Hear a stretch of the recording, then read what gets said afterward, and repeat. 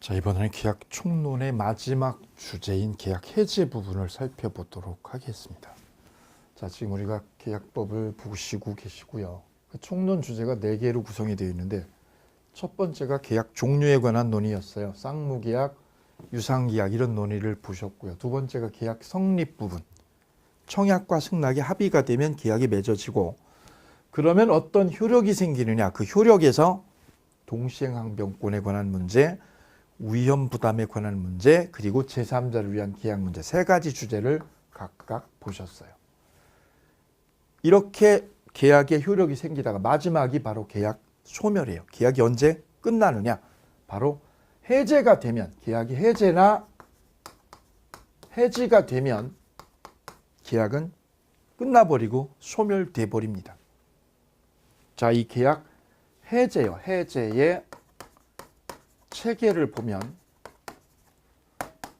이렇게 4가지 주제로 해제를 정리할 수가 있는데요. 첫째가 해제 개념 문제, 두 번째가 해제 원인 문제, 세 번째가 해제권 행사 문제, 네 번째가 해제 효과, 이렇게 4덩어리로 해제가 정리가 되겠습니다. 그래서 411페이지에 해제 옆부분에다 요 체계 부분, 요 체계도를 이렇게 쫙 정리를 해주시고 내용을 전개하도록 하겠습니다.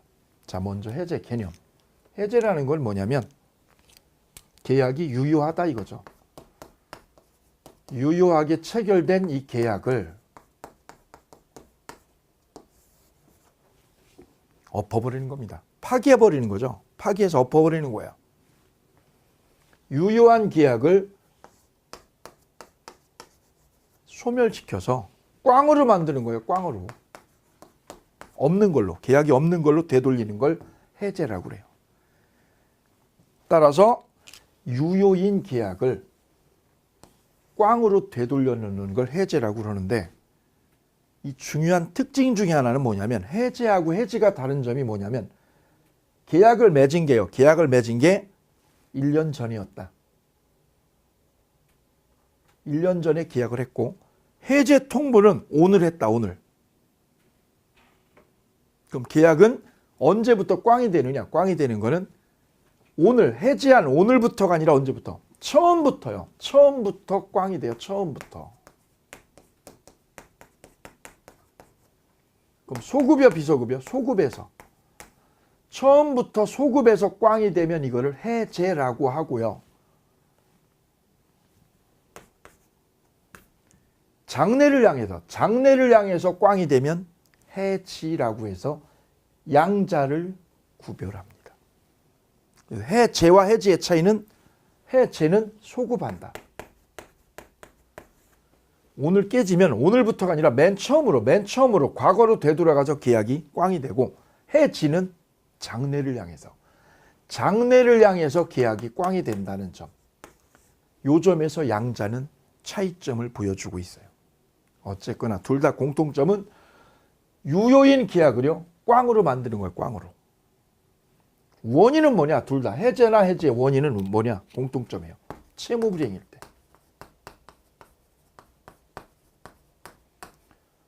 채무불이행이라는 원인이, 이 원인이 있으면 계약을 꽝으로 돌려놓는 걸 해제 또는 해지라고 부르고 소급에서 꽝이 되면 해제, 장래를 향해서 꽝이 되면 해지, 이렇게 양자를 구별짓습니다. 어쨌거나 결론은 유효인 계약을 뭘로요? 꽝으로 만드는 걸 해제, 이렇게 부릅니다. 자, 그 다음에 413페이지 보면 구별할 개념에 해제하고 비슷한 개념이 뭐가 있냐면 합의 해제하고요 취소가 있어요.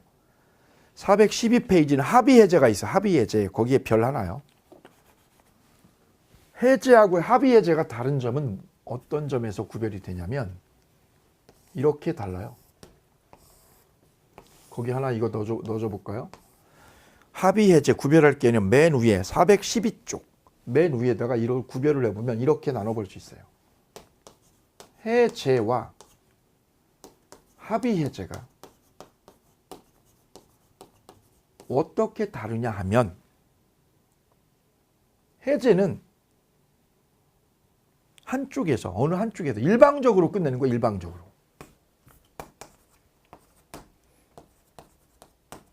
이 땅 매매 계약을 했는데 이 매수인이 약속대로 잔금을 안 줬다.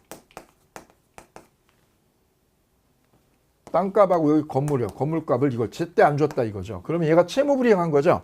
그러면 이쪽에서 일방적으로 계약을 끝내자고 하는 게 바로 해제입니다. 따라서 이 해제는 단독 행위예요. 단독. 혼자서 하는 겁니다. 얘가 일방적으로 끝내는 거예요. 일방적으로. 왜 잔금 안 줘 약속대로 계약 끝내 라고 일방적으로 통보하는 게 해제. 합의 해제는요. 쌍방이요. 쌍방이 합의하에 계약을 없던 걸로 돌리는 거. 따라서 이거는 단독으로 하는 해제와 달리 이거는 쌍방이 하는 거니까 이거는 계약입니다. 계약. 요 점에서 첫 번째 달라요.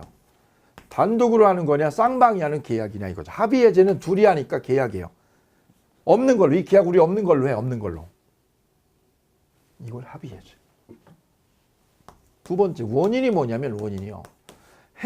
해제를 하게 된 결정적 원인은 바로 일방이. 어느 일방이 채무를 이행하지 않았을 때. 즉 채무 불이행이 되어야 이걸 계약을 엎을 수 있는 겁니다. 그래서 해제.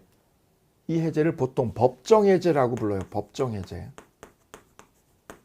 법정해제의 촉발 원인, 발생 원인은 바로 일방의 채무 불이행 때문입니다.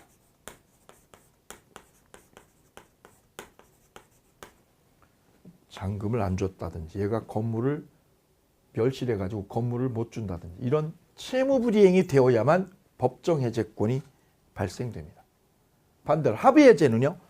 채무 불이행하고 전혀 무관합니다. 이거는 순전히 쌍방의 합의로 쌍방 합의하에 계약을 엎든 걸로 돌리는 거죠. 즉 만약에 얘가 잔금까지 치렀다. 치렀는데 얘가 마음이 돌변해서 우리 계약, 이 매매 계약 없는 걸로 하자. 얘가 없는 걸로 하자 제안을 했고 얘가 생각해보니까 이거 팔고요. 이거 팔고 다른 거 상가 사려고 그랬더니 그 상가가 생각했던 것보다 상권이 안 좋더라. 이걸 뒤늦게 알았어요. 그래서 값도 그럽시다. 우리 계약 없는 걸로 합시다. 얘가 제안을 했고 얘가 그럽시다. 그렇게 합의 본 게 바로 합의 해제니까 이거는 채무 불이행 때문에 발생된 게 아닙니다.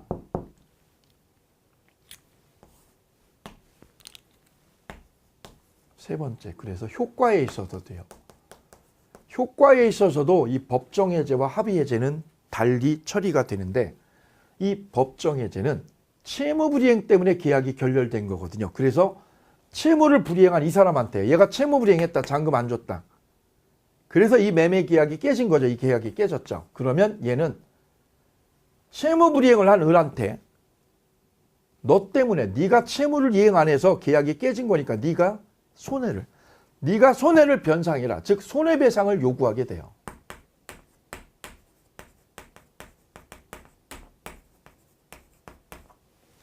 너 때문이야. 너가 잔금 안 줘가지고 깨졌고 그 손해를 네가 변상하라고.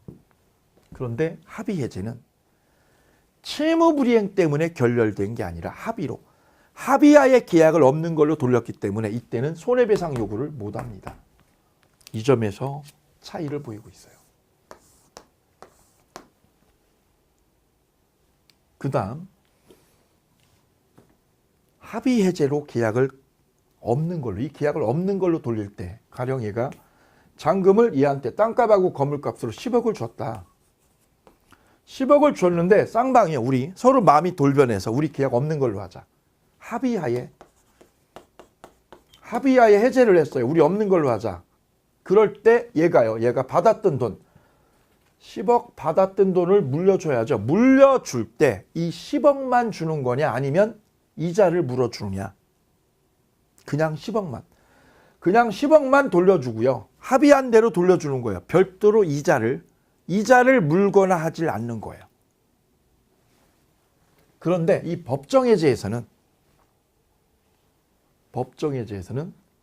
받은 돈에다가 얘가 받은 돈 10억에다가 이자를 반드시 가산하게 돼 있어요. 법정해제에서는 원금과 원금에다가 뭐까지요? 이자요. 법정 이자를 꼭 가산한다. 이자를 꼭 물어야 됩니다. 이자를. 원금만 돌려주지 않았고 이자까지요. 왜? 법에 그렇게 규정이 되어 있어요. 그게 법정해제예요. 근데 합의해제는 합의한 대로 끝내는 거야. 합의한 대로. 합의대로. 둘이 합의해서 끝내기로 했죠. 그럼 합의한 대로 끝내는 겁니다. 합의대로. 그래서 따로 합의사항 이외에 따로 이자요. 이자 가산을 하지 않습니다. 이 점에서 또 다른 점이에요. 그래서 법정 해제와 합의 해제는 이렇게 차이를 보이고 있어요. 네 가지 점에서. 네 가지 점. 이 네 가지의 차이점을 골고루 시험에 출제를 하니까 꼭 구별을 지으시기 바랍니다. 그래서 법정 해제라는 개념과 합의 해제라는 개념이 달리 쓰이고 있다는 거. 자, 그러면 이제 413페이지 취소하고 해제 비교 나와 있어요. 취소는 민법 총칙에 나오지요. 총칙에. 해제는요. 계약에 나와요. 공통점은 취소든 해제든 단독 행위이고 소급한다는 점이에요. 소급표. 소급표에 동그라미요. 계약이 맨 처음으로 되돌아가서 꽝이 되는 거죠. 대상이 다른데요. 취소의 대상은 모든 법률 행위에 다 적용이 돼요. 모든 법률 행위에 따옴표. 근데 해제는요. 계약에. 계약에만 해제가 쓰일 수 있어요. 그래서 해제는 계약법에 있는 거예요. 계약법에. 왜? 계약에만 쓰라고. 근데 취소는 민법 총칙에 있죠. 총칙에 있다는 말은 모든 법률 행위에 다 쓰인다는 의미. 적용 영역이요. 적용 대상에서 차이가 있어요. 해제가 적용 대상이 좁은 거예요. 왜요? 계약에만 쓸 수 있는 게 해제입니다. 다음, 사유가 달라요. 사유의 별표. 취소의 사유는 제한 능력, 착오, 사기, 강박. 딱 네 가지예요. 네 가지. 제한 능력이거나 사기일 때는 해제라고 하지 아니하고 뭐라고 그래요? 취소라고 그래요. 근데 채무불이행이 됐을 때는 채무불이행 때문에 계약이 결렬되면 그거는 해제라고 한다. 그게 아주 기본적이고 중요한 차이예요. 나머지는 나중에. 다음, 해제권의 발생 원인. 해제권의 개념을 보셨고 이제 발생 원인을 짚어보도록 하죠. 합의 해제는 합의로 하는 거니까 별도로 따지지 않아도 되는데 법정 해제는 어느 일방에 뭐가 있을 때요. 채무불이행이 있을 때 계약을 파기하는 게 바로 법정 해제예요. 그런데 법정 해제하고 원인에서 구별할 게 하나 있는데 그것이 바로 약정 해제라는 거예요.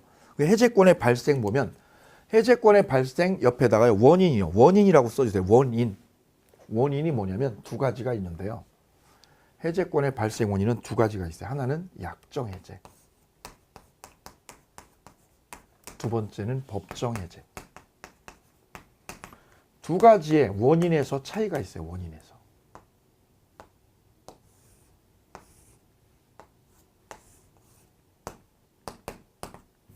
법정 해제를 하게 된 원인은 방금 말씀드린 일방에 어느 한쪽에 채무불이행이 있을 때 비로소 법정 해제권이 발생됩니다.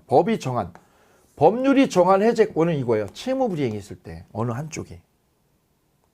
반대로 약정 해제는 당사자끼리 약정한 특약 위반일 때요. 특약 위반일 때 계약을 해제하게 되면 그걸 이름하여 약정 해제 이렇게 구별짓습니다. 그리고 해제권 발생 원인 옆에다가 원인에다 이 두 가지를 넣어주시기 부탁을 드립니다. 구체적으로 들어가면 이런 의미를 갖습니다. 자, A하고 B하고 매매 계약을 하면서 여기 땅하고 공장을 매수인 B가 10억에 인수하기로 매매 계약을 했어요. 이렇게.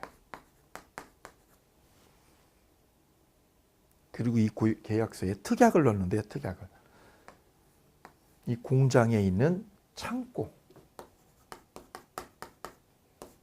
있는 거, 이 창고 있는 거를 이 매수인이 원하잖아요.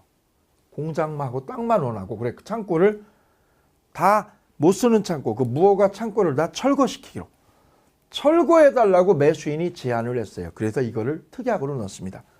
이 창고는 두 달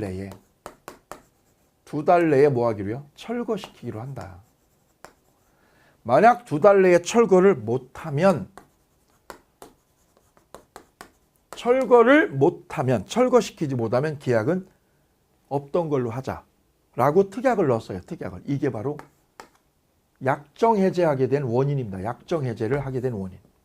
특약을 넣은 거예요. 특약. 그럼 이 특약을 뭐 하는 순간? 위반하는 순간 B는 무슨 해제요? 약정해제권 행사가 발동됩니다.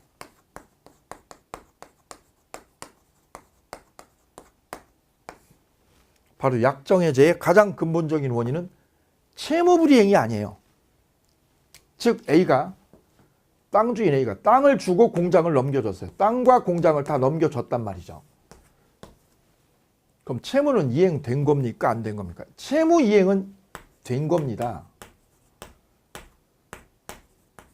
불이행이 아니라 채무는 이행돼서 끝났죠. 문제는 뭐예요? 특약사유. 특약사유인 이 창고 문제예요. 창고 문제인 이 특약사유를 제대로 지키지 못한 거죠. 그때 계약을 파기하는 게 바로 약정해제예요. 따라서 A가 땅주인 A가 땅 주고 공장을 넘겨줬다. 서류를 다 넘겨줬는데 문제는 요거죠. 요거. 특약사유인 창고를 두 달 내에 부시지 못했다. 철거 작업을 못 해줬다. 그러면 그때 B가 하는 해제는 약정해제. 이렇게 얘기를 하는 거고요. 만약에 A가 약속대로 땅하고 공장을 이행을 못했다. 땅하고 공장을 못 주면 이거는 채무불이행입니다. 채무불이행. 약속대로 채무 이행을 못했죠. 그때 하는 해제는 무슨 해제냐? 법정해제가 되겠습니다. 따라서 해제 원인은 구별이 됩니다. 채무를 불이행한 거냐, 특약을 위반했느냐, 이걸 구별 지으시면 되겠습니다. 꼭 구별할 거는요. 꼭 구별할 거는 요거를 이행을 했더라도 땅과 공장을 줬다. 그럼 채무를 이행 안 한 거예요? 이행한 거예요? 이행했다 하더라도 무슨 해제? 약정해제는 쓸 수 있는 거예요. 그 부분 유념하시기 바랍니다. 자, 그래 약정해제권에 관련 판례 하나 있어요. 판례라고 된 그 부분에다가 삼각형 하나 넣어드리고 내용 잠깐 검토하고 지나가도록 합니다. 약정해제권이 유보된 경우에도 법정해제권은 그와 별개로 성립할 수 있는 거예요. 그래서 그 두 번째 줄 보면 어느 일방에 대한 약정해제권의 유보, 약정해제권을 유보를 시켰어요. 약정해제권 유보의 밑줄. 이 유보나 위약벌에 관한 특약의 유무는 채무불이행으로 인한 법정해제권에 동그라며 법정해제권 성립에 영향을 미치나요? 미칠 수 없나요? 영향을 미칠 수 없다는 거죠. 즉 2개월 내에 철거 못하면 약정해제하기로 특약을 했지요. 이 특약을 했다 하더라도 약정해제 특약을 넣었죠. 그런데 A가 땅이나 공장을 못 주면 채무불이행이라는 원인이 생기게 되면 무슨 해제요? 법정해제권 행사에 아무 영향을 미치지 않는다. 즉 법정해제권 행사를 할 수 있다 없다? 할 수 있다는 얘기다. 뭐하고 별개로? 약정해제와 별개로, 이거하고 별개로 얘가 채무불이행이라는 게 발생되면 법정해제권 행사를 못한다요? 할 수 있다요? 할 수 있다. 영향이 없다. 영향이 없다가 무슨 뜻? 법정해제권을 행사할 수 있다는 얘기죠. 즉 약정해제하고 법정해제는 별개다. 양자는 별개로 작동되는 원리라는 거, 이걸 말하고 있습니다. 다음 법정해제 원인, 채무불이행, 이 부분을 만나보도록 하겠습니다. 법정해제권의 발생 원인을 채무불이행이라고 그랬고요. 채무불이행이라는 거는 위에다 써볼까요? 채무불이행이라는 게 이루어지려면 이렇게 얘기를 할 수 있을 거예요.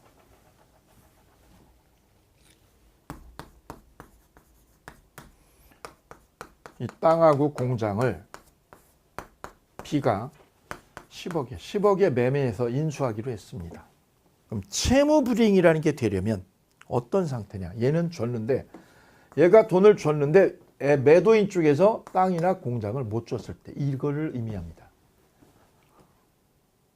일방이 제공을 했는데 상대방이 제공을 못하고 있더라. 이걸 이름하여 채무불이행이라고 그러는 거고요. 만약에 둘 다 안 줬다. B도 안 줬고 A도 안 줬다. 그러면 이거는 채무불이행이 될 수가 없습니다. 왜요? 쌍방이 똑같은 상태니까. 따라서 채무불이행이 되었다라는 의미는 그 속에 뭐를 담고 있느냐면 일방은 제공을 했다. 나는 줬는데 상대방이 못 줬다. 이걸 의미합니다. 이걸 채무불이행이라고 해요. 이때 채무불이행에는 우리 민법에 몇 가지가 있느냐면 이렇게 정리하시면 쉽습니다. 자, 우리 책의 목차하고 조금 달리해서 정리를 할게요. 채무불이행엔 우리 민법에 첫째요, 이행지체. 두 번째는요, 이행불능. 세 번째는 미리 거절. 미리 거절했다. 미리 한 달 전에 거절했다. 네 번째는요, 우리 책대로 합니다. 우리 책대로. 채권자 지체.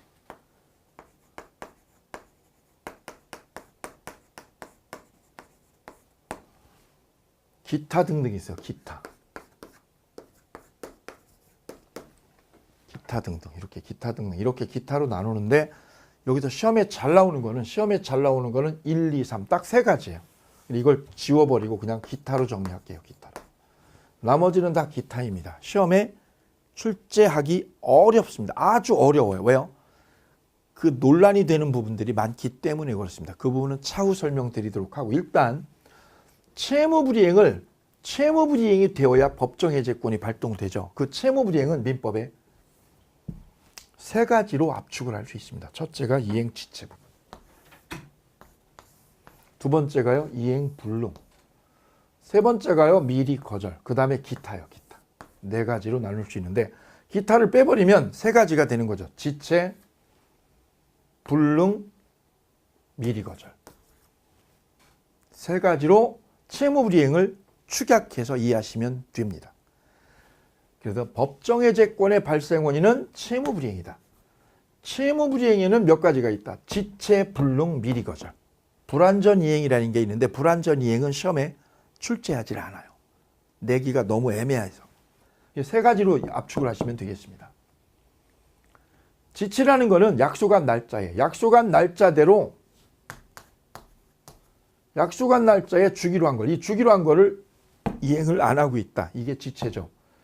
공장을 못 주고 있거나 돈을 못 주거나 아니면 여기에 근저당이 있었다. 이 공장에 근저당이 있었다. 그거를 30일까지요. 이걸 없애주기로 했는데 그 날짜에 못 없애줬다. 그게 이행지체죠.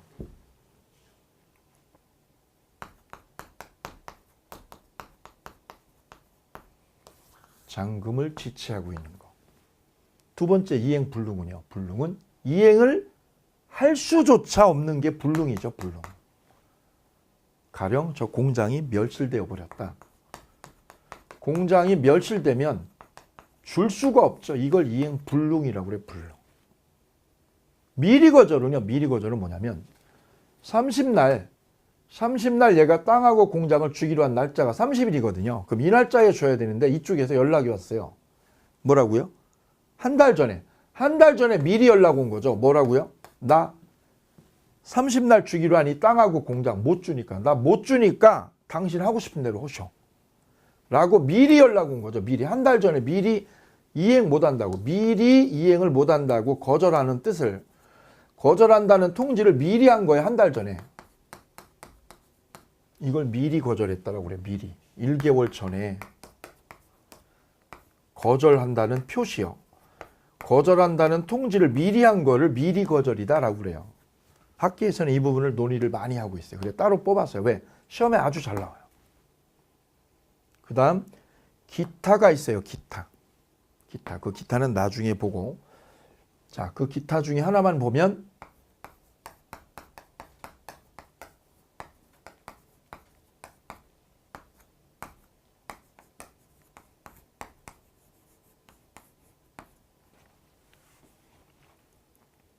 여기는 채무불이행이고 이 부분은 뭐냐면 기타는 채무불이행은 채무불이행 똑같아. 여기는 똑같은데 앞에 수식어가 있어요. 뭐냐면 부수적 채무불이행 이런 표현이 들어가 있네요. 이 점에서 저 부분하고 달라요.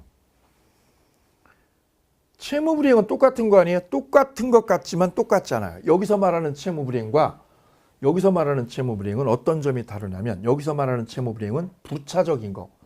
부차적인 채무불이행이고 여기서는 부차적인 게 아니라 주된 채무예요. 주된 채무. 주채무를 불이행한 거고 여기는요. 부가적인 거, 부수적인 채무를 불이행했다. 이 점에서 다른 거죠. 짜장면을 주문했는데 짜장면이 중국집에서 배달이 왔어요. 왔죠. 왔는데 젓가락이 배달이 안 됐어요. 그게 부수적 채무불이행이에요. 이거는요. 짜장면이 안 온 거죠. 아예 짜장면이 배달조차 안 되면 주채무불이행이죠. 이거하고 이걸 구별을 지으셔야 되는데 왜 구별을 하느냐? 법정해제권이라는 거는 주채무요. 주채무를 어겼을 때만 법정해제권이 발동되고 이렇게 부수적인 채무, 짜장면이나 단무지요. 단무지를 안 보냈다. 그게 부수적 채무고요. 그걸 불이행했을 때는 해제권이요. 해제권이 인정이 안 돼요. 해제권 인정이 안 된다. 그럼 해제권 언제만 생기냐? 주채무요. 주된 채무를 위반했을 때만 해제권, 법정 해제권이 발동된다는 점.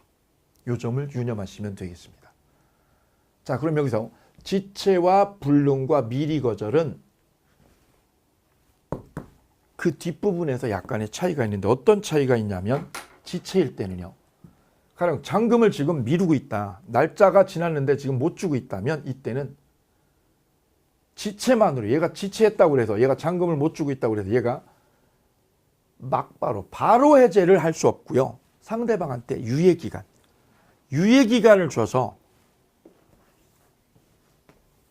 그 유예기간 동안에도 이행을 못하면 그때 비로소 해제를 할 수 있습니다. 따라서 지체일 때는요. 막바로 해제를 못하고요. 최고를 해야 된다. 최고장을 보내야 돼. 최고장을. 빨리 잔금 보내라고 최고장을 보낸다. 최고를 해야 상당 기간을 두고 최고를 하고 그런 다음에 이행이 없으면 비로소 해제권 행사를 할 수 있습니다. 근데 여기요. 공장이 멸실됐을 때는 공장 자체가 불나서 없는 거죠. 공장이 없는 상태에서는 최고장이라는 거, 즉 독촉이죠. 유예기간을 상당 기간 줄 필요가 없습니다. 왜? 공장이 불났는데 무슨 유예기간이고 최고가 필요하겠어요? 그래서 이때는 최고가 필요 없습니다. 최고장 안 보내고도 바로 즉시 해제할 수 있습니다. 즉시요. 이 점에서 지체하고 불능은 커다란 차이가 있어요. 바로 최고를 해야 되는 게 있고요. 지체일 때는 최고를 꼭 해야 되고 불능일 때는 최고가 필요 없이요. 최고 없이 바로 해제가 된다는 점이에요. 이 점에서 지체와 불능이 구별이 된다는 거죠. 그 다음 세 번째, 그럼 미리 거절하면 어떻게 할 거냐? 한 달 전에 얘가 이렇게 했어요. 얘가 나 돈 못 드립니다. 한 달 전에 미리 연락했어요. 미리. 나 돈 못 드리니까 당신 마음대로 하셔. 그러면 이 A는 이 계약을 깰 수 있는데 깰 때 얘한테 돈 보내라고, 한 달 안에 돈 보내라고 최고장을 보내야 될까요? 안 보내도 될까요? 이 문제. 이 양반은 한 달 전에 미리 거절한다고요. 거절한다고 통지를 한 거죠. 그렇다면 얘는 기간을 더 주더라도, 기간을 2달이고 석 달이고 주더라도 얘는요, 이행할 의사가 없다라고 미리 거절했죠. 그럴 때는 이행할 의사가 없으니까 이때는 마찬가지로 최고를 할 필요가 없습니다. 거절하겠다는 의사를 분명히 한 거니까 거절 의사를 분명하게 밝혔으니까 그때는 마찬가지로 여기처럼 최고가 필요 없습니다. 그래서 즉시 해제할 수 있어요. 그러면 이 세 가지를, 이 네 가지 중에서 최고를 최고를 거쳐야 되는 것, 꼭 해야 되는 거는 바로 뭐냐? 이행지체 하나뿐입니다. 불능이거나 미리 거절했을 때는 다 최고가 필요 없다는 점이에요. 하나 유념할 거는, 여기서 하나 유념할 거는 정기행위라는 게 있어요. 정기행위는 무슨 뜻이냐면 정해진 시기에 채무, 행위를 해줘야 되는 것. 가령 결혼식장에 피아노 반주를 해주기로 계약을 맺은 상태에서 가령 결혼식이 2시면 2시까지 반주자가 반주해주는 행위를 준비를 해줘야죠. 2시입니다. 2시. 채무를 꼭 실현시켜줘야 되는 시점은 2시거든요. 근데 2시가 돼서 안 나타났다. 2시가 되는데 안 나타났다. 결혼식장에서. 그러면 그 거래를 연주해 주기로 하는 계약을 해제를 하면 됩니다. 해제를. 끝내자고 해제 통보하면 되죠. 이때 최고를 할 필요가 있을까 하는 문제죠. 최고를. 이 정기행위라는 거는 그 시간에 2시에 와가지고 신랑 신부 입장할 때 반주를 잠깐 하는 거거든요. 그 시점이 지나버리면 더 이상은 이행하는 것 자체가 무의미한 상태로 바뀌죠. 이럴 때에는 더 최고라고 이런 걸 할 필요가 없습니다. 아예. 이미 식장이 끝나버렸기 때문에 결혼식이 다 진행이 돼서 끝나버렸기 때문에 2시에 와야 2시까지 와서 연주를 해줘야 의미가 있는 채무가 되는 거지. 그 시간이 지나버리면 최고라는 것 자체는 필요가 없습니다. 그냥 최고 없이 그냥 계약 해제요. 해제한다는 통보를 하면 됩니다. 조심할 거는 여기서 최고는 안 해도 되는 거예요. 최고장은 왜? 이미 결혼식이 끝나버렸으니까 2시 반쯤에. 2시 반까지 못 왔다면 그냥 최고장 안 보내고 그냥 통지를 하면 돼요. 이때 계약이 끝나려면 해제한다는 연락을 해야 된다는 거예요. 최고를 안 해도 되지만 왜? 결혼식이 이미 진행이 돼서 끝났으니까 최고는 안 해도 되는 거예요. 정기행위일 때는. 그 시기가 지났으니까 최고는 안 해도 되지만 끝내려면 해제라는 통지를 안 해도 되는 거예요. 통지는 해야 되는 거예요. 통지는 해야. 해제한다는 통지를 해야 계약이 끝나게 된다는 점이에요. 해제 통지 안 해도 되는 게 아니라 통지해야 된다고. 요걸 하나 보너스로 정리하시고 가시면 되겠습니다. 그래서 법정해제 원인을 우리는 채무불이행이라고 이해를 했고 그 채무불이행에 이렇게 유형을 나누어 봤습니다. 지체, 불능, 미리 거절, 그 다음에 기타. 특별히 하나 유념할 정기행위까지. 자, 이 부분이 우리 책의 순서대로 쭉 나열이 되어져 있습니다. 자, 그래도 책에 체킹만 하고 가도록 하죠. 교재 보도록 하겠습니다. 교재 414페이지 맨 하단에 이행지체의 별 하나. 조문 읽어볼까요? 당사자 일방이 그 채무를 이행하지 아니한 때는 상대방은 상당 기간을 정해서 이행을 최고하고 최고하고 그 기간 동안 이행하지 않은 때는 계약을 해지할 수 있습니다. 그래도 해지하려면 지체로 해지하려면 최고를 해야 되죠. 단 채무자가 미리 이행하지 아니할 의사 표시. 이 말인즉슨 미리 거절 표시한 경우. 거기다 넣어주시면 되죠. 미리 거절 표시한 경우에는 최고를 요한다, 요하지 않는다. 최고를 요하지 않는다의 삼각형. 단 해제 표시는 필요하다. 옆에다 써주시죠. 해제 표시는 필요하다. 다음 545조 정기행위. 정기행위는 결혼식에서 연주해 주는 거. 결혼식장에 연주하는 게 정기행위.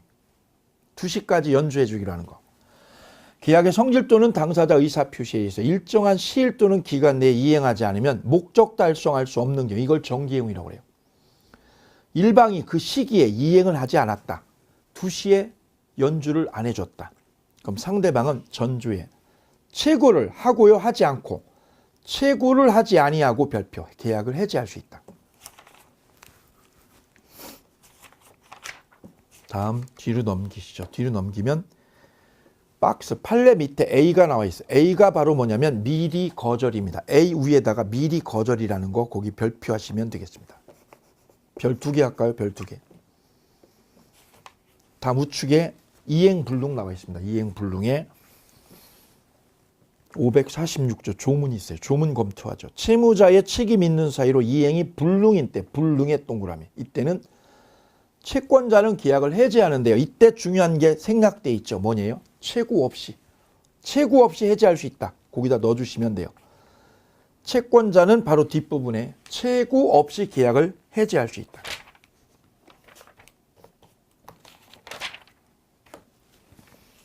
그 다음 뒤로 넘기면 불완전 이행이 3번으로 나와 있죠. 불완전 이행 가로요. 공부를 하긴 하는데 설렁설렁 하는 게 불완전 이행입니다. 그럼 공부를 하는 거예요? 안 하는 거예요? 하긴 하죠. 근데 설렁설렁 하는 게 불완전 이행. 한 거예요? 안 한 거예요? 안 한 거야, 안 한 거. 그게 불완전 이행입니다. 한 거 같은데 하지 않은 게 불완전 이행. 자, 그 부분은 시험에 출제하기 어려워서 출제된 적이 없어요. 다음 4번 부수적 채무불이행. 삼각형 아시죠? 부수적 채무불이행은 짜장면이 배달되었는데 단무지를 빠뜨린 게 부수적 채무불이행. 이거 가지고 계약 해지하는 거는 안 된다고 말씀드렸어요. 다음 우측에 5번에 채권자 지체 동그라미야. 지체. 그 다음 6번에 사정 변경 동그라미. 이런 것들은 차후에 설명을 드리고요. 그냥 넘어가셔도 무난하시겠습니다. 다음 해제권 행사. 채무불이행이 되면 해제권이 생기고 그러면 이제 해제권 행사. 해제라는 거는 저절로 되지 않아요. 의사표시를 꼭 해줘야죠. 계약 위반한 사람한테 나 계약 끝낼 거야 라고 통보를 해줘야죠. 바로 해제권 행사가 돼야 계약이 끝이 나요. 이 해제권 행사에서는 논점이 3가지가 되겠습니다. 3가지요. 먼저 1번. 일방적 의사표시에 1번에 별 하나. 해제는요. 일방적으로 하는 거예요. 일방적으로.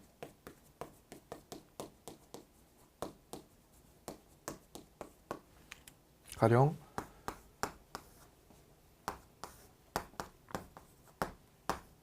매매 계약을 한 상태에서 매수자가 잔금을 제 날짜에 안 줬다. 계약 위반이죠. 그러면 매도인이 계약을요. 얘한테 일방적으로 이렇게 통보하는 겁니다. 일방적으로. 그래서 이거를 형성권이라고 우리는 부릅니다. 그래서 1번에 별 하나. 2번째. 조건을 붙일 수 없습니다. 왜요? 해제는 단독으로 하는 거니까. A가 단독으로 하는 거기 때문에 단독에 위는 조건을 넣으면 부당합니다. 그래서 조건을 붙일 수 없어요. 다음 3번 우측에 철회할 수 없다. 삼각형. 해제 표시를 하면 해제한다고 내용증명일로 도달이 되면 그거는요. 도착이 되면 이제는 철회는 물 건너간 거야. 그래서 해제 표시는 뭐 할 수 없어요? 처리할 수 없습니다. 삼각형. 다음 2번째 보실 거는요. 불가분성입니다. 불가분성. 자, 조문 볼까요? 547조.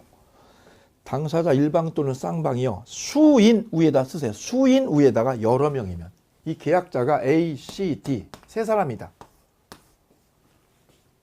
얘는요. 이쪽은 B하고 H하고 두 사람이다. 이렇게 두 사람이다. 그러면 해제를 어떻게 하느냐? 전원이요.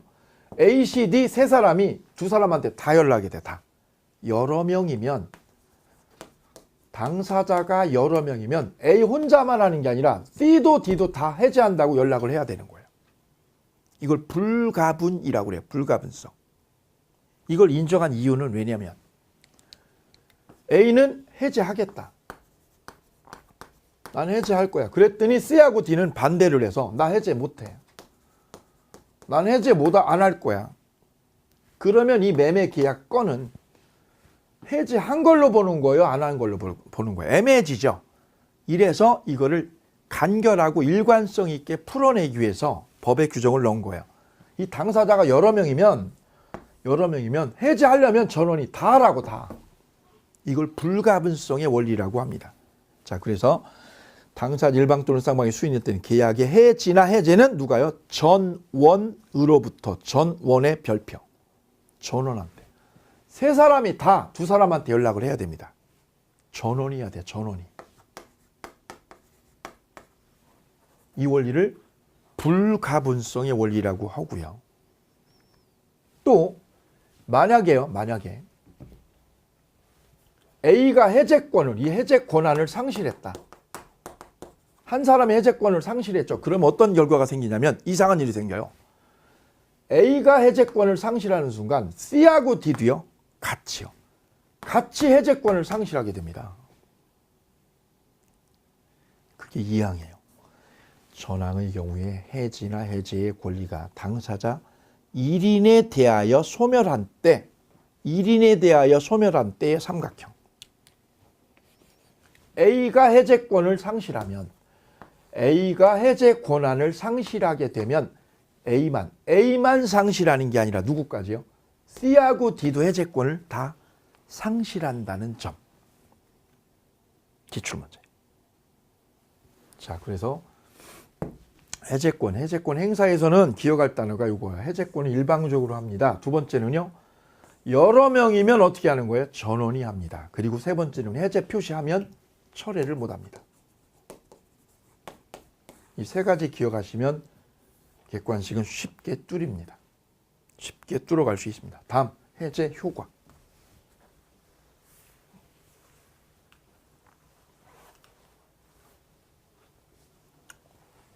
자, 이 부분이 해제에서는 제일 중요합니다. 이 부분이 압도적으로 출제 비중이 높습니다. 해제 원인하고 이쪽 해제 원인하고 이 부분 해제 효과가 주요 출제 타켓이 되겠습니다. 자, 이 매매 계약을 새해 첫날 1월 1일 날 매매 계약을 했다라고 가정을 해볼게요.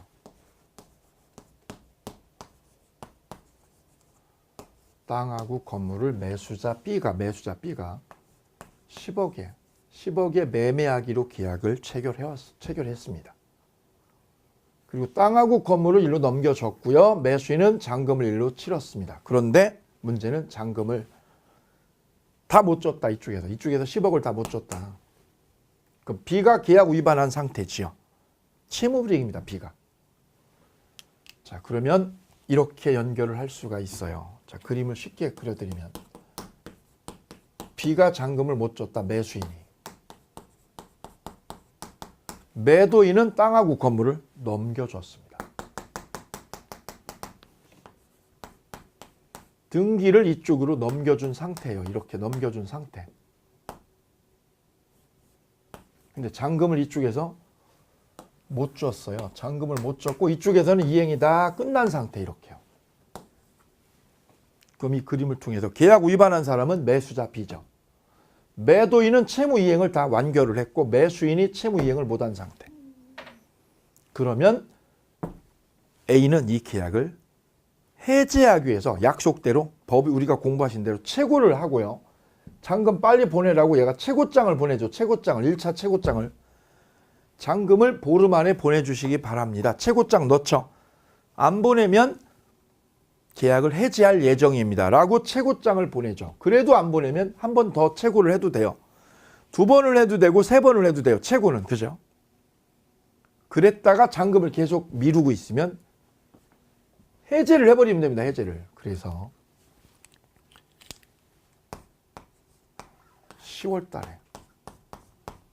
10월 달에 계약을 해제한다고 내용 증명이 B한테 배달이 되었습니다. 그럼 계약이 맺어진 성립 시점, 매매 계약이 성립된 거는요. 성립 시점은 1월 1일이고 해제 통보가 배달이 된 거는 10월 달이죠. 그럼 계약은 어떻게 되느냐면 해제 통보서가 일로 도달한 시점이 아니라 언제부터? 성립시부터. 성립시로 이게 소급해서 계약은 꽝이 됩니다.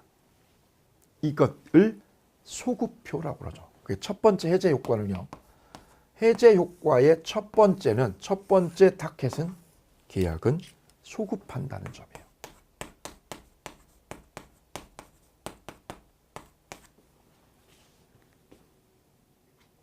소급해서 매매 계약한 때로 소급해서 계약은 꽝이 됩니다. 꽝.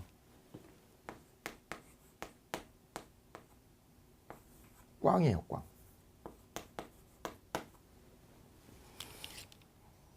여기서 하나 설명을 드릴 부분이 있다면 이거예요. 매매 계약이 꽝이 되면 등기를 매수인에게 이전한 거. 소유권 등기를 이전해서 가져갔죠. 물권행위. 등기를 넘겨주는 거는 물권행위. 땅하고 건물을 넘겨주겠다고 약속한 거. 약속한 거를 우리는 뭐라고 하냐면 채권행위. 그래서 이 부분을 조금 디테일하게 들어가면 이렇게 되는 거죠. 채권행위가 채권행위 이꼬르 뭐예요? 매매죠. 매매가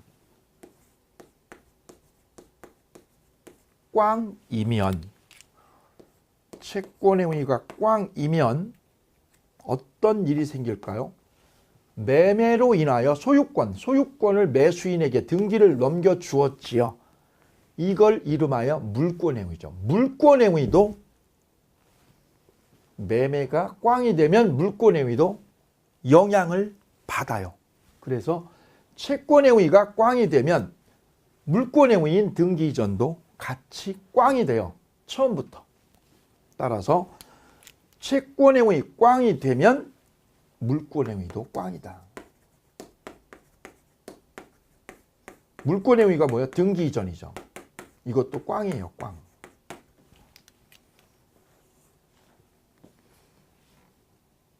그럼 이렇게 꽝이 되면 이 꽝이 언제부터 된 걸까요? 해지한 날 10월 달부터입니까? 처음부터입니까? 해지는 소급표가 인정되기 때문에 해지한 이때 10월 달부터가 아니에요. 10월 달부터가 아니라 언제부터? 1월 달 계약 체결한 이때부터 이 물권행위도 꽝이 되는 거죠. 물권행위 등기 이전도 이때부터 꽝이에요. 그러면 이 땅하고 건물은 누구 걸까요? 누가 주인일까요? 등기부상으로는 매수인이죠. 등기 현재 명의는 누구로 돼 있냐면 매수인 앞으로 돼 있어요. 명의는.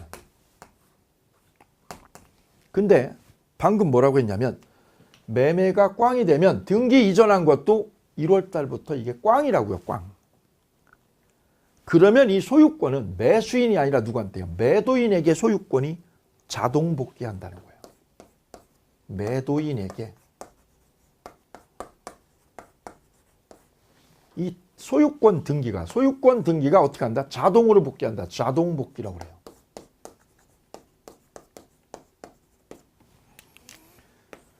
여기 자동 복귀의 별표입니다. 자동이라고요. 자동으로. 이게 꽝이면 이 등기 가져간 것도 애초부터 꽝이라고요. 그럼 이 집하고 땅은 누구 거냐? 매수인 게 아니라 매도인 거 이렇게 됩니다. 매도인에게 뭐가 복귀하는 거예요? 소유권이 자동으로 일로 복귀한다는 뜻. 이 소유권 등기가 일로 자동으로 온다는 얘기예요. 이때 등기를 매도인한테 가져와야 되느냐? 안 가져와도 돼요. 등기를 안 가져와도. 즉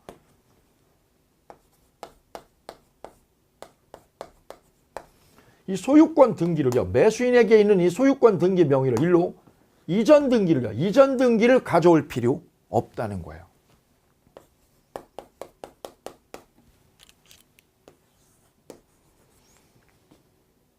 등기를 일로 이전하지 않아도 매도인이 이 땅하고 건물의 주인이 된다는 얘기예요.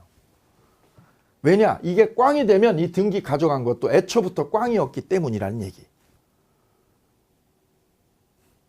그럼 이 땅하고 건물은 누구 걸까요? 법적으로 누가 주인일까요? 하는 문제.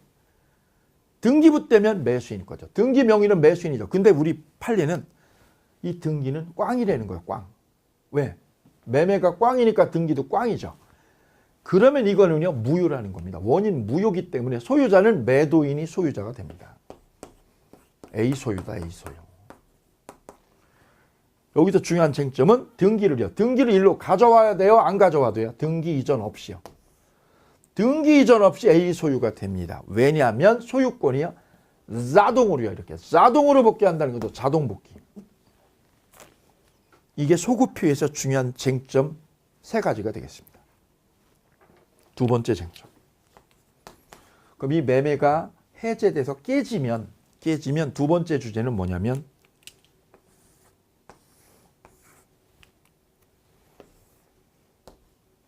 두 사람은요 계약이 파기가 되었기 때문에 받았던 거 서로 주고받은 거 있죠. 얘가 줬던 거를 어떻게 하냐면 다 원상복귀시켜야 됩니다. 그게 두 번째 주제. 책 보실까요? 원상회복을 해야 됩니다. 교재 422페이지의 쌍괄호 2번 원상회복 의무가 두 번째 주제입니다.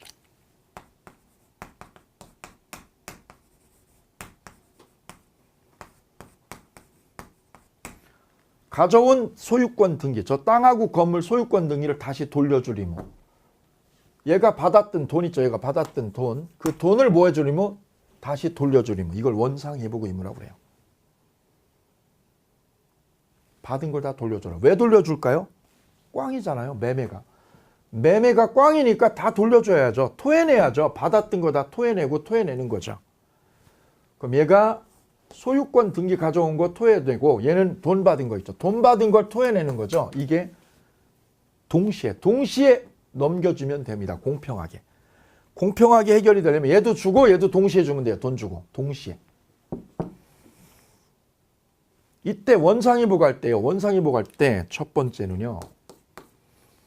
어디까지요? 얘가 받은 돈을 어디까지 돌려주느냐? 원금만 주느냐? 이자까지 주느냐? 이때 문제, 반환 범위 문제예요.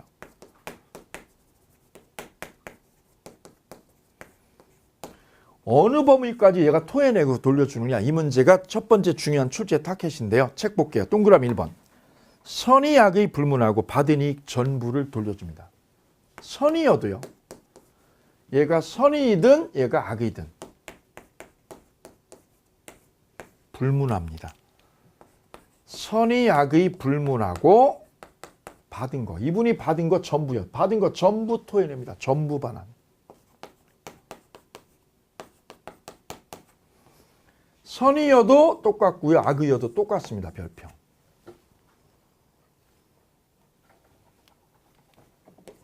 이게 1번이고요. 두 번째는 뭐냐면 이분이 받은 돈이 만약 7억이면 7억만 돌려줄까요? 아니면 7억에다 이자도 붙일까요? 자, 1월 달에 받았다 7억을. 그럼 이동안요. 이 10개월 동안 이자가 매달 여기에 이자가 불었겠죠. 이자가.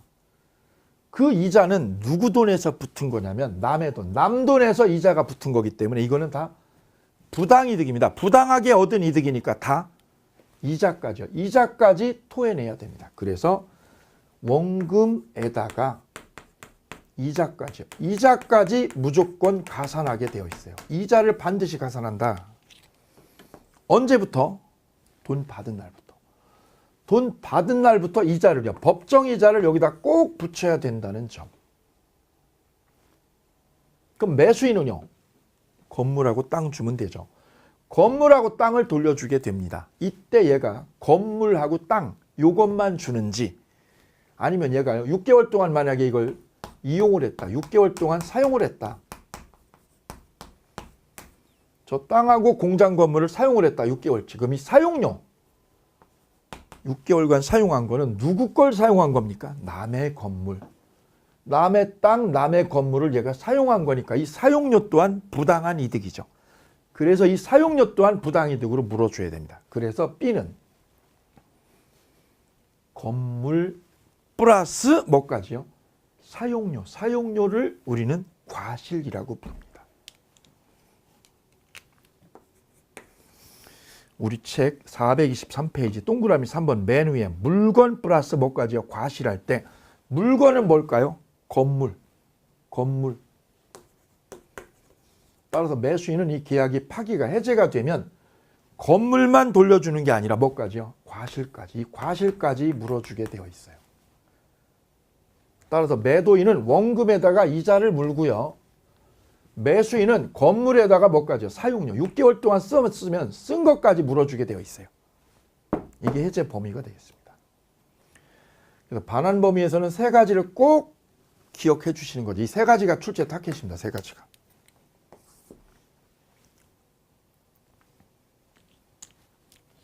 그 다음 세 번째. 해제의 첫 번째는 소급표였어요. 해제가 되면 계약은 맨 처음으로 꽝이 된다. 소급에서. 그럼 소유권이 누구한테 오느냐? 매도인에게. 매도인에게 소유권이 어떻게 한다고요? 자동으로요. 자동으로 복귀한다라고 그랬어요. 자동 복귀. 등기하고요, 등기 없이요. 등기 없이 자동 복귀한다. 매도인에게. 그 이 등기는 꽝이다. 이건 꽝이다. 왜? 애초부터 꽝이니까 매매가. 두 번째가 원상회복. 다 돌려주라고. 받은 거 다 돌려주라고. 원상회복. 세 번째는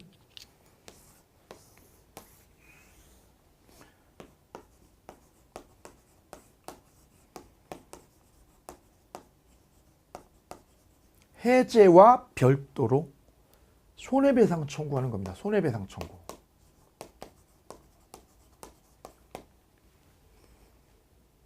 우리 민법 551조는 이렇게 규정을 하고 있어요. 해제하고 따로요. 따로. 별도라는 건 뭐냐면 해제하고 따로 손해배상을 청구할 수 있다는 얘기예요. 우리 민법엔 뭐라고 규정하냐면 계약의 해제 또는 해지는 손해배상 청구에 영향을 미치지 않는다.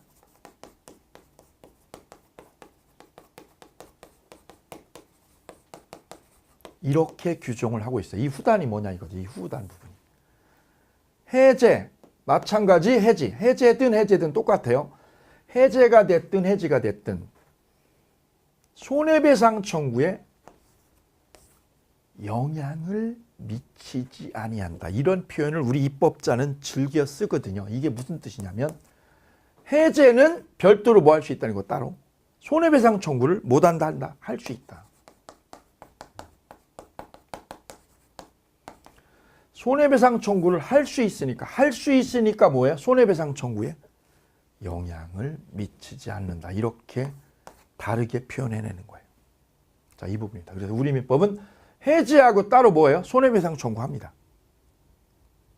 독일은요, 해제하고 손해배상 청구를 못하게 돼 있어요. 요 점에서 달라요.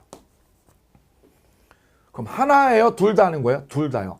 해제하고 별도로 손해배상을 청구하니까 둘 중에 하나 선택하는 게 아니라는 거죠. 여기서. 둘 중 하나 선택이 아니죠. 선택이 아니라 뭐예요? 둘 다 하는 겁니다. 둘 다 더불어 하는 거. 더불어. 해제와 더불어 손해배상을 거는 거지 선택한다 그러면 틀립니다. 선택한다. 이 부분도 시험에 아주 잘 출제를 하고 있어요. 마지막에 네 번째는 제3자 보호 문제가 되겠습니다.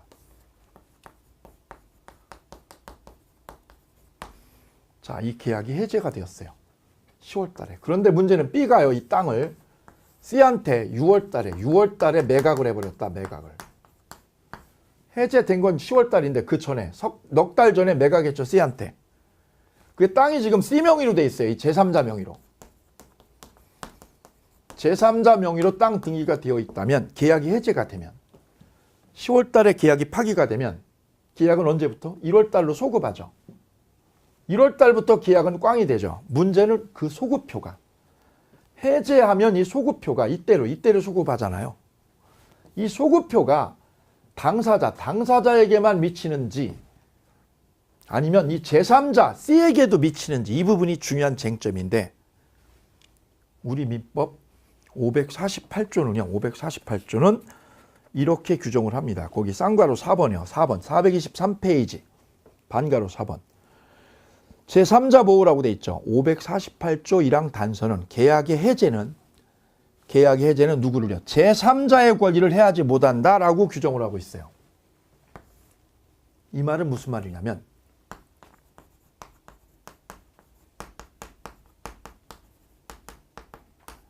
해제의 소급표가 해제는 소급하죠. 이 소급표는 누구끼리요? 당사자끼리만 소급하는 거예요. 얘네 둘끼리만 1월 달로 소급해서 꽝이 되는 거예요. 꽝이.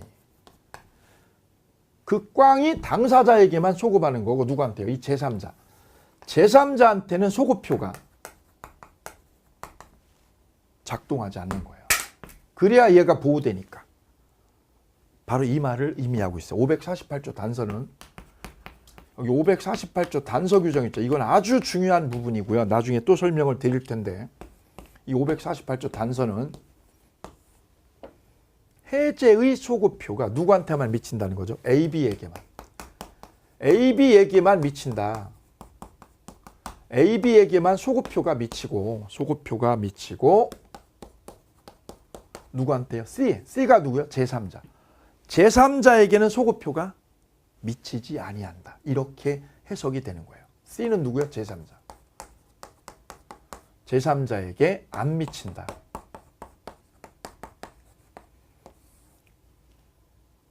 그럼 니네 둘끼리나 소급해서 해결해. 이때부터. C는 그럼 뺏겨요, 안 뺏겨요? 안 뺏기는 거죠. 즉 소급표가 제3자에게 안 미친다는 이 말의 의미는 제3자에게 소급표가 안 미친다는 이 말의 의미는 제3자가 희생된다는 의미예요, 보호된다는 제3자를 보호한다는 얘기입니다. 그게 548조 단서예요. 548조 단서는 소급표가 해제의 소급표가 누구한테요? 제3자에게 안 미친다. 이렇게 해석하시면 되겠습니다. 그럼 이 부동산은 저 땅이나 건물은 누구 거냐 이거죠. A 거냐 C 거냐 따지면 누구 거? C 소유죠. C 소유. A가 뺏기고요. C가 주인이 되는 거예요. 왜요? 소급표가. 해제의 소급표가 누구한테? C 제3자에게 안 미치니까. 그래서 해제 효과의 커다란 주제 4가지를 보셨어요. 첫째요. 해제 효과의 첫째는 소급표. 두 번째 주제는요. 원상회복. 세 번째 주제는 해제와 손해배상 청구. 우리 민법은 해제 또는 해지는 손해배상 청구에 영향을 미치지 않는다라고 선언하고 있다. 마지막 해제의 소급표는 누구한테요? C한테는 영향을 미치지 않아요. 그 말은 C는 보호된다 안 된다? 보호된다는 얘기. 이렇게 해서 계약 총론을 쫙 정리를 해보셨습니다. 다음 시간에는 계약 강론 매매 임대차 마무리 짓도록 하겠습니다. 여기까지 오늘 강의 마치겠습니다. 감사합니다.